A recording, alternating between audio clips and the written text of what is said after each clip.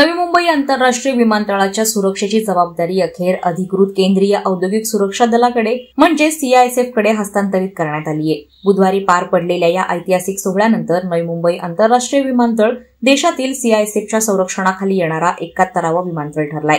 पंतप्रधानांच्या हस्ते उद्घाटन झाल्यानंतर केवळ 21 दिवसात सुरक्षा यंत्रणेचं हस्तांतरण पूर्ण झालंय। या टप्प्यामुळे विमानतळ परिसर आता पूर्णपणे केंद्रीय सुरक्षेच्या नियंत्रणाखाली आलाय।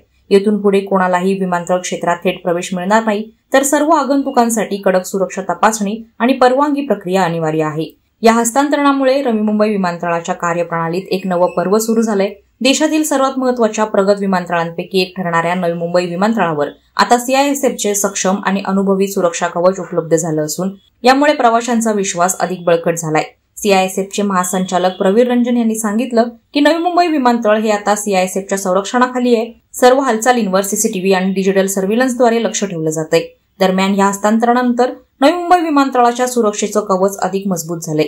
डिसेंबरमध्ये नियमित उड्डाणं सुरू करण्याच्या तयारीला वेग आलाय। येत्या काही आठवड्यात प्रवाशांमध्ये तिकीट बुकिंग आणि ट्रायल फ्लाईट्सची प्रक्रिया सुरू होण्याची शक्यता वाढली असून हौशी प्रवाशांमध्ये उत्सुकताही शिगेला पोहोचली आहे। यासोबतच लोकनेते दिबा पाटलांचं नाव नवी मुंबई आंतरराष्ट्रीय विमानतळाला लागावं आणि त्याची अधिकृत घोषणा उड्डाणापूर्वीच व्हावी याच्या प्रतीक्षेत येथील स्थानिक भूमिपुत्र आणि प्रकल्पग्रस्त आहेत।